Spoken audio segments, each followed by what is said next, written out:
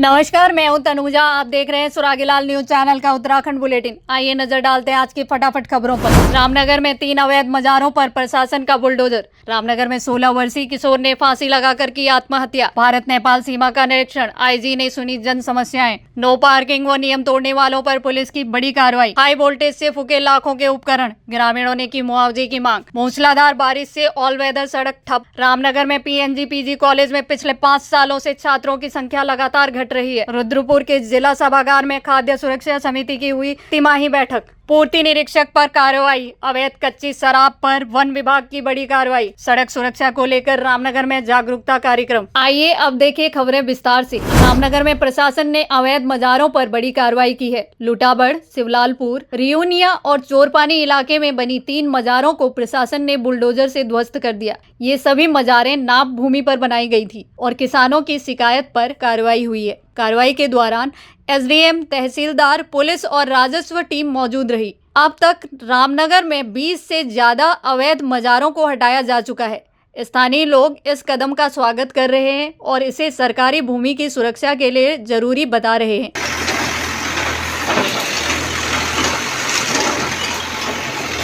देखिए, 3 अवैध धार्मिक संरचनाएं जो कि विभिन्न लोगों की काश्तकारों की भूमि पर निर्मित थी। काश्तकारों द्वारा हमें अनुरोध किया गया था कि ये हमारी धार्मिक संरचनाएं हमारी भूमि पर हमसे बिना अनुमति के पहले से बनी हुई है, इन्हें हटाया जाना आवश्यक है। हमें प्रशासनिक सहयोग प्रदान करने का कष्ट करें। इसलिए इसके तहत आज हमारे द्वारा स्वयं और पुलिस प्रशासन और लोक निर्माण विभाग की टीम के द्वारा संयुक्त रूप से उन अवैध धार्मिक संरचनाओं को हटा दिया गया है।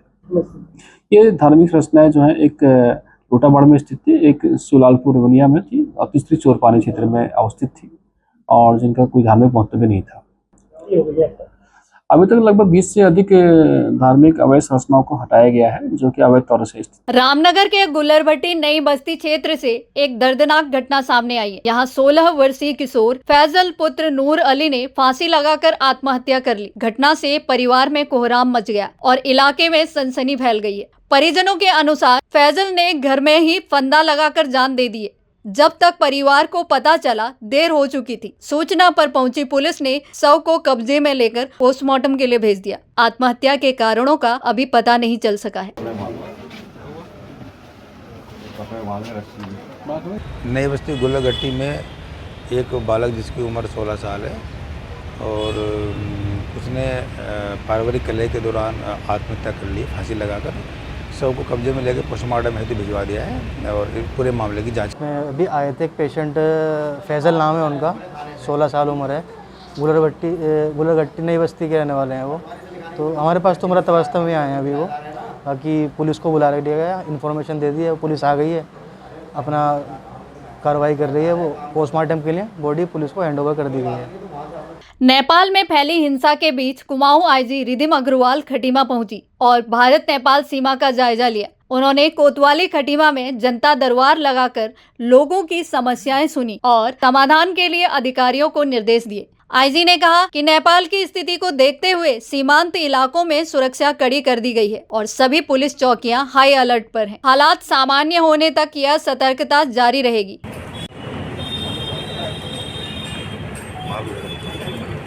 उसका त्वरित निस्तारण करने के निर्देश दिए हैं और मैं अपेक्षा यही करती हूँ जो यहाँ पर सभी अधिकारी मौजूद हैं। सबसे वार्ता के बाद हम लोगों ने जिस समस्या में टीम गठित किए जाने की आवश्यकता थी, जिस समस्या में विवेचक को निर्देश दिए जाने की आवश्यकता थी, उसके अनुरूप कार्रवाई करते हुए 1 माह के भीतर खटीमा की जनता को हमारा प्रयास रहेगा एक पॉजिटिव आउटकम दिखे। देखिए, नेपाल में जो दुर्घटनाएं हो रही हैं और जितनी वहाँ कैजुअलिटीज़ और इंजरीज हुई हैं, कहीं ना कहीं नेपाल के कुछ जनपदों से हमारे जनपद उत्तराखंड के भी लगते हैं, बॉर्डरिंग डिस्ट्रिक्ट है। हमारा प्रयास ये है कि जनपद पर भारत सरकार और राज्य सरकार के निर्देशों के क्रम में और अपेक्षा अनुसार सुदृढ़ पेट्रोलिंग की जाए। वहाँ पर गश्त स्ट्रॉन्ग रहे, एसएसपी और लोकल पुलिस के साथ की जा रही है। साथ ही साथ मकसद ये है कि किसी भी प्रकार के criminal elements cross border movement ना करें, नेपाल से भारत में दाखिल ना हो। जितना संज्ञान में आया है कि वहाँ पर काफ़ी जेल ब्रेक भी हुए हैं, कुछ अपराधी किस्म के लोग भी वहाँ से फरार हुए हैं। तो अपराधी है, वो भारत या नेपाल का नहीं है। और अगर अपराधी वहाँ से फरार हुए हैं तो उनको शरण हिंदुस्तान में, भारत में नहीं दी जाए, यही एक प्रयास है। सुरक्षा को पुख्ता करने के लिए हमारा प्रयास यही है, जॉइंट पेट्रोलिंग जो बढ़ाई गई है एसएसबी और पुलिस के बीच में। साथ ही साथ क्योंकि वन क्षेत्र है तो हम लोगों ने वन विभाग के रेंजर्स, उनके फॉरेस्ट गार्ड्स के साथ भी समन्वय स्थापित करते हुए कार्रवाई कर रहे हैं। और उसके साथ साथ अगर हम लॉन्ग टर्म देखें कि हमारा पोरस बॉर्डर है, हर जगह बैरियर्स नहीं है, हर जगह चेकिंग संभव नहीं है, तो इसलिए अगर वहाँ पर हम सीसीटीवी सर्वेलेंस बढ़ाएं तो इस ओर भी प्रयास किया जा रहा है कि हम चंपावत एसपी अजय गणपति के निर्देश पर लोहाघाट पुलिस ने यातायात नियम तोड़ने वालों के खिलाफ सख्त अभियान चलाया है। सब इंस्पेक्टर कुंदन बोरा के नेतृत्व में पुलिस टीम ने नो पार्किंग जोन और सकरी सड़कों पर खड़े वाहनों को क्रेन से हटवाया और कई चालान किए। पुलिस ने बिना कागजात, बिना हेलमेट और बिना लाइसेंस वाहन चलाने वालों पर भी कार्रवाई की। अधिकारियों ने साफ कहा कि अभियान लगातार जारी रहेगा और नियम तोड़ने वालों पर सख्त कार्रवाई की जाएगी। ये ऐसा है कि एक अभियान भी चल रहा है कि सड़कों को अपने जो है नो पार्किंग जोन से दूर रखें, क्योंकि पहाड़ी क्षेत्र है और यहाँ सड़कों का थोड़ा सा दिक्कत ही रहती है, आने जाने वालों के लिए परेशानी रहती है। तो 2-4 दिन से हम लोगों को अवेयर भी कर रहे हैं कि सड़क किनारे अपना वाहन खड़ा ना करें, कंजेस्टेड जगह पर ना करें। फिर भी लोगों द्वारा जब हमने समझाया, बुझाया भी और 2-3 दिन से अभियान चल रहा था, फिर हमें आज कार्रवाई करनी पड़ी है, जिसमें हम अपने एक चंपावत से क्रेन आई है और कर्मचारी भेजे गए हैं कि नो पार्किंग एरिया में जो भी वाहन अननेसेसरी अनअटेंडेड खड़े हैं उनको ले जाके चालानों की कार्रवाई हमारे द्वारा की गई है। अभियान लोहाघाट की ग्राम सभा कोलीडेक में बुधवार शाम हाई वोल्टेज आने से ग्रामीणों के टीवी, फ्रिज, मोटर, लैपटॉप और अन्य उपकरण फूंक गए। लाखों के नुकसान से गुस्साए ग्रामीण गुरुवार को ग्राम प्रधान अलका डेक के नेतृत्व में एसडीएम नीतू डांगर को ज्ञापन सौंपकर मुआवजे की मांग की। ग्रामीणों ने इसे विद्युत विभाग की लापरवाही बताया और चेतावनी दी, यदि जल्दी नुकसान की भरपाई नहीं हुई तो वो आंदोलन करेंगे। तो कल वो जो आए थे ना विभाग वाले लोग, प्राइवेट सेक्टर में जो भी दिया होगा इनने, विद्युत विभाग वालों ने, जो हमारे एक्शन साहब है, जो हमारे ये टीम है, जो हमारे यहाँ के लोकल मीन्स बोले तो जो हमारा विभाग है, तो रिस्पॉन्सिबिलिटी तो इनकी बनती है। इनने जो भी वहाँ पे हमारी लाइनें चेंज हो रही हैं, उन लाइनों को चेंज करने के लिए इन्हें, ठीक है, जो हमारे खुले तार है ये एक उसमें बंधे आते हैं, जो ये लगी है लाइन इस चीज़ को, हाँ ट्रिपल लाइन, तो उसको एक में कर रहे हैं। तो इनने लास्ट में जब शाम को लाइट देते हैं तो एक ऐसा तार जोड़ दिया कि हाई वोल्टेज में, जिसमें एक घर नहीं कम से कम 50 घर प्रभावित हुए हैं, जिसमें किसी का टीवी गया, किसी का फ्रिज गया, किसी की मोटर गई, किसी के फ़ोन गए, किसी के बल्ब गए, किसी के घर में तो लाइट ही गई, सब कुछ। अब इसका जिम्मेवार कौन रहेगा? हमारे लिए तो बिजली विभाग रहेगा। तो मांग यही है कि जिसका जो क्षतिपूर्ति, जो भी नुकसान हुआ, अपने स्तर से जो भी वो करना चाहेंगे उनको भुगतान किया जाए। तो हुआ इसमें लगभग मेरे हिसाब से तो लाखों में गया है। इसको मैं अभी मोटा मोटा अंदाज कुछ बता नहीं सकता हूँ। ये मैं कल डिक्लेयर, जब डीएम साहब को मैं एक एप्लीकेशन दूंगा, उसमें पूरा डिक्लेयर ही आपको एक रिपोर्ट के आधार पर दूंगा कि हमारा टोटली इतना गया। और जिसके लिए आप सर्च करवा सकते हैं, डोर बाई डोर, घर बाई घर। जी जी। चंपावत में मूसलाधार बारिश ने जनजीवन मुश्किल कर दिया है।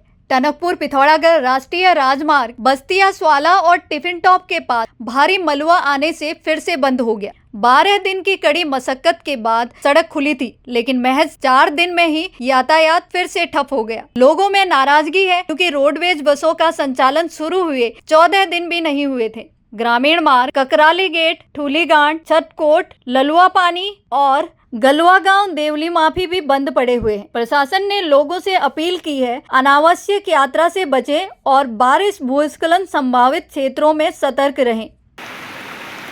डैमेज है सर, डैमेज आवाज आ रही है।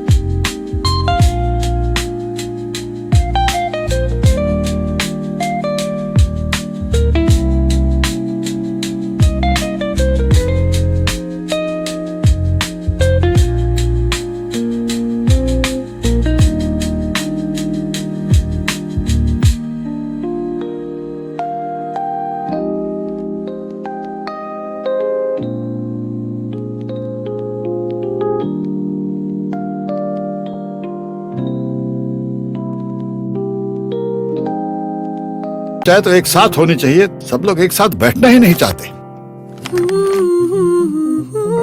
पापा, try this. लो, सब लपक लिए।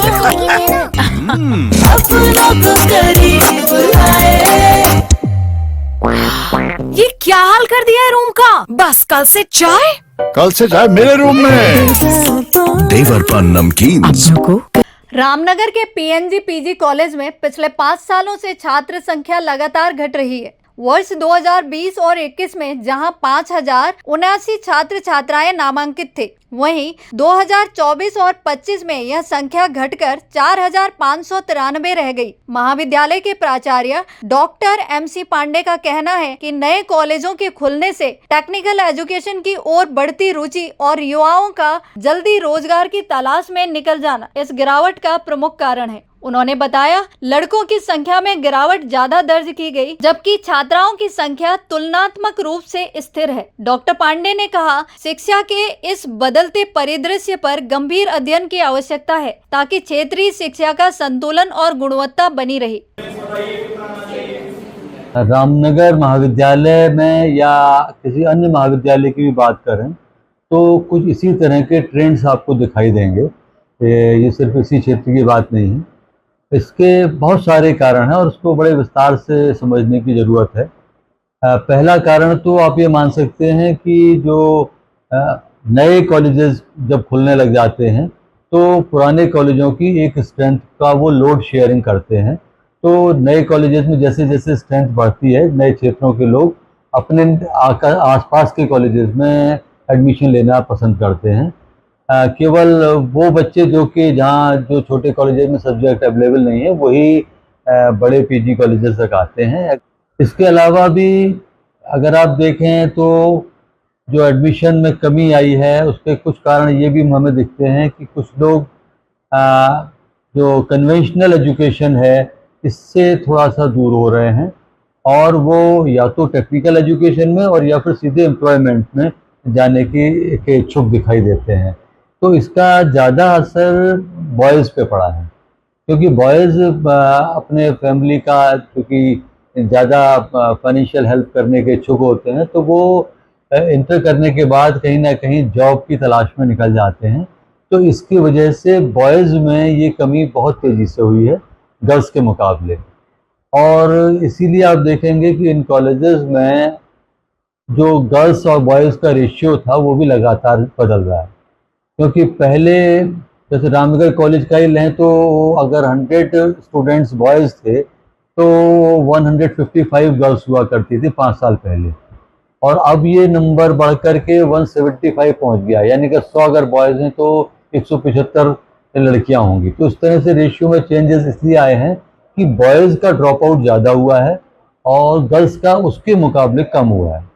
तो ये कुछ चीज़ें, ये कुछ ऐसी चीज़ें हैं जिनकी वजह से हम कह सकते हैं। और अगर हम ओवरऑल देखें, देखिए हम जो अभी जो बात कर पाए, हमने बात करी है कि गवर्नमेंट कॉलेज की बात, लेकिन अगर हायर एजुकेशन की बात करें तो हायर एजुकेशन से बच्चे विमुख नहीं हैं। हायर एजुकेशन की संख्या लगभग वही है, लेकिन ये शिफ्ट हो गया है फ्रॉम गवर्नमेंट कॉलेजेस टू ये नई जो यूनिवर्सिटीज़ खुल गई हैं या प्राइवेट कॉलेजेस खुल गए हैं, कुछ वहाँ भी शिफ्ट हुआ है, कुछ टेक्निकल एजुकेशन के जो नए सेंटर्स खुले हैं उसमें भी शिफ्ट हुआ है। तो इस तरह का अलग अलग वर्ग के बच्चों पे अलग अलग प्रभाव है। जैसे कुछ बच्चे जो साइंस बैकग्राउंड के हैं या अच्छे इंग्लिश मीडियम के या अच्छे मार्क्स वाले बच्चे हैं, वो अलग तरह के इंस्टीट्यूशंस में जाना प्रेफर कर रहे हैं। तो उनकी एक अलग चीज़, अलग समस्या है, उनका एक अलग प्रेफरेंस है, तो उसकी वजह से वो कम हो रहे हैं। हायर एजुकेशन के बच्चे लगभग वैसे ही हैं, कोई बहुत फर्क नहीं है। रुद्रपुर के जिला सभागार में खाद्य सुरक्षा समिति की तिमाही बैठक हुई। बैठक की अध्यक्षता अपर जिलाधिकारी कौस्तुभ मिश्र ने की। एडीएम ने कहा कि मिलावटखोरी रोकना प्रशासन की प्राथमिकता है। दुग्ध उत्पादों, तेल, घी, पनीर और खोए की विशेष जांच होगी। त्योहारों को देखते हुए नाके और खत्तों पर छापेमारी भी की जाएगी। उन्होंने लोगों से अपील की, शिकायतें खाद्य सुरक्षा ऐप या टोल फ्री नंबर 1800-112-100 पर दर्ज कराएं। वहीं दुकानदारों और होटल संचालकों को पंजीकरण कराने और सर्टिफाइड फूड को बढ़ावा देने पर जोर दिया गया। खाद्य सुरक्षा अधिकारी डॉक्टर प्रकाश फुलारा ने जानकारी दी कि इस तिमाही में 58 सैंपल लिए गए, जिनमें से 7 असुरक्षित, 1 अधोमानक मिला। वर्ष 2021 से अब तक 11,055 सैंपलिंग में 205 फेल हुए और 52 लाख रुपए का अर्थदंड लगाया गया। यहाँ पे है तो बता दीजिए, तो हम लोकल लोगों को बता दें, मीडिया। तरबूज का रंग देख के खरीदे। ये एक महत्वपूर्ण बैठक थी। इसमें जिलाधिकारी महोदय द्वारा विशेष रूप से त्योहारी सीजन को देखते हुए ये निर्देश दिए गए हैं कि जो भी इस तरीके की सैंपलिंग हो, एक तो उनको बढ़ाया जाए। इसके साथ ही कुछ सोशल मीडिया प्लेटफॉर्म में जो हमारा ऐप है, टोल फ्री नंबर है, इसके भी प्रचार प्रसार किया जाए ताकि लोगों, कंज्यूमर भी अवेयर हो। अगर उनको लगता है कि इस तरीके में कोई कमी हो रही है या गुणवत्ता नहीं है या कुछ मिलावट है, तो कम से कम उनको एक फोरम मिले कि टोल फ्री नंबर पे शिकायत की जा सके या ऐप के माध्यम से कंसर्निंग अथॉरिटीज को बताया जा सके। इसके साथ ही जो मामले कोर्ट केस में चल रहे हैं उनमें प्रभावी पैरवी हो। इसके साथ ही लोगों को भी अवेयर किया जा रहा है। इसके साथ हमारी ये भी अपेक्षा है कि त्योहारी सीजन के पहले विभाग अपने जो आवश्यक कार्रवाइयां हैं उनको भी संपादित करें। इसी के रेफरेंस में आज जो है विशेष दिशा निर्देश जारी किए गए हैं। देखिए, सोशल मीडिया पे जानकारी देना निश्चित तौर से एक विभाग के स्तर से, और एक ये है कि कोई कार्रवाई, छापेमारी हुई, उसकी न्यूज आना, दोनों में डिफरेंस है। उस पर देखा जाएगा कि विभाग इसमें क्या इफेक्टिव कार्रवाई कर सकता है। कुल मिला के उद्देश्य ये है कि कंज्यूमर इस बारे में अवेयर हो। अगर उनको लगता है कि कोई मिलावट वाली चीज उनको मिल रही है या दिख रही है, तो उनको पता हो कि इसकी शिकायत कहाँ करनी है। क्योंकि हम देख तो रहे हैं कि उसमें हमें संदेह भी हो रहा है, लेकिन वो पुष्ट कैसे होगा, इसके लिए जो भी माध्यम अपनाए जाएंगे, चाहे वो सोशल मीडिया के हो या लीगल फोरम में जो हमारे प्रवर्तन की कार्रवाई, दोनों में से जो भी प्रभावीपूर्ण तरीके होंगे उसको उपयोग। देखिए, ये खाद्य सुरक्षा की प्रदेश सरकार द्वारा बनाई गई समिति है, जिसमें सत्यपाल जी और मैं सरकार द्वारा नामित हैं, और इसमें शिक्षा विभाग, पुलिस विभाग, हॉस्पिटल और बाकी सभी जो विभाग हैं उनके लोग नामित हैं। तो ये हर 3 महीने में बैठक होती है, और ये त्योहारों के लिए नहीं है, रूटीन में होती है। इसमें हमारा ये निवेदन था कि जैसे जो जड़ पे आदमी गलत काम कर रहा है, जैसे अभी हमने उदाहरण दिया कि किच्छा के जंगल में 2 साल पहले पकड़ा गया था माल, तो वहां पर कार्रवाई की जाए, व्यापारी को बेवजह परेशान न किया जाए। लेकिन जो आपके माध्यम से हम व्यापारियों से भी कहना चाहते हैं कि जहां से माल लाते हैं उसकी भी ध्यान रखें, क्योंकि त्योहारी सीजन है और लगातार इस पर जांच होगी।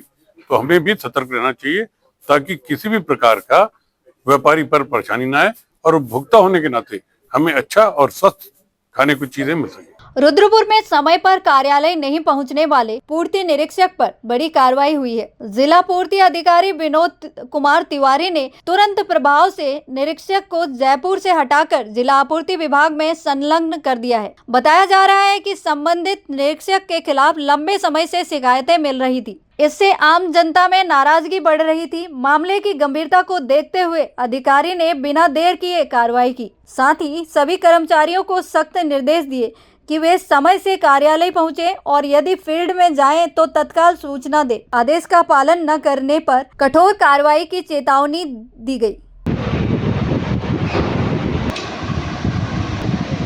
हमारे एक पूर्ति निरीक्षक हैं सुश्री मीनाक्षी रावत, उनके संबंध में मुझे शिकायत प्राप्त हुई कि जसपुर कार्यालय में ये समय से नहीं पहुंच रही हैं, और जब शिकायत लगातार प्राप्त हुई तो फिर मैंने उसमें कार्रवाई करते हुए कल इन्हें जिला मुख्यालय में अटैच कर दिया है।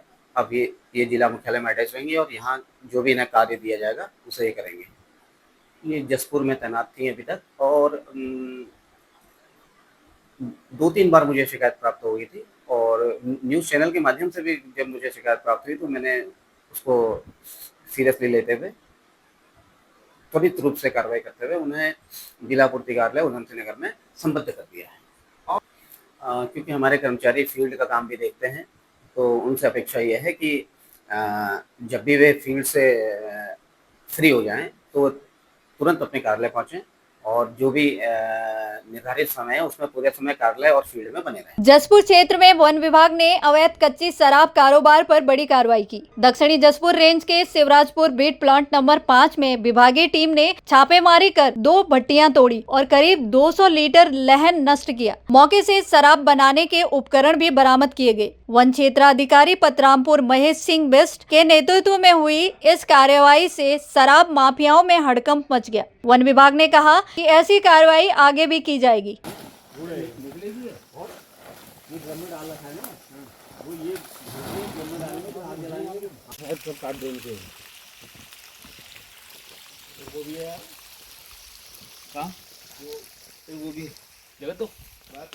चाहे तो एक साथ होनी चाहिए, सब लोग एक साथ बैठना ही नहीं चाहते।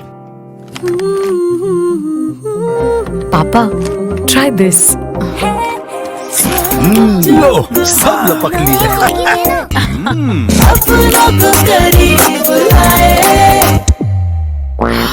ये क्या हाल कर दिया है रूम का? बस कल से चाय, कल से चाय मेरे रूम में। देवर पान नमकीन। रामनगर में सहायक परिवहन कार्यालय की ओर से राजकीय महाविद्यालय ऑडिटोरियम में सड़क सुरक्षा जीवन सुरक्षा कार्यक्रम का आयोजन किया गया। कार्यक्रम में एनडीआरएफ के अधिकारियों ने बताया कि सड़क दुर्घटना में घायलों को समय रहते मदद कर उनकी जान कैसे बचाई जा सकती है। एआरटीओ प्रवर्तन रिसु तिवारी ने कहा कि विभाग का उद्देश्य दुर्घटनाओं को कम करना और घायलों की जान बचाना है। उन्होंने बताया कि सरकार ने सड़क दुर्घटना में घायलों की जान बचाने वालों को 25,000 तक का पुरस्कार देने की योजना शुरू की है।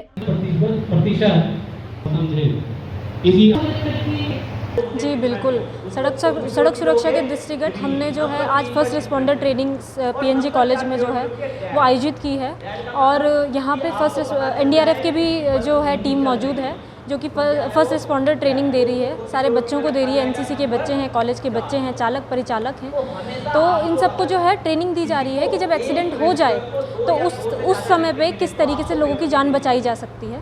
तो वो ट्रेनिंग हम लोग दिलवा रहे हैं। स्वास्थ्य विभाग, एनडीआरएफ ये सब और जो कॉलेज का जो एडमिनिस्ट्रेशन है वो मिल के जो है यहाँ पे हम लोग ट्रेनिंग दे रहे हैं। यहाँ पे हम लोगों ने बताया कि जो मेजर जो रीज़न है जो रोड एक्सीडेंट के और जो CPR जो है वो हम लोग दिलाएंगे लोगों को, अगर in case of heart attack तो उस समय पे लोगों की जान उस समय पे बचाई जा सकती है। इस समय पे मैंने इन लोगों को बताया कि गोल्डन आवर एक बहुत क्रूशियल आवर है जिस समय हम लोगों की जान बचा सकते हैं। और इसके अलावा गुड समैरिटन लॉ राहवीर योजना के तहत अगर कोई भी व्यक्ति किसी भी एक्सीडेंट विक्टिम की जान बचाता है तो उसको सरकार पुरस्कृत करेगी, 25,000 तक का इनाम जो है सरकार उसको देगी।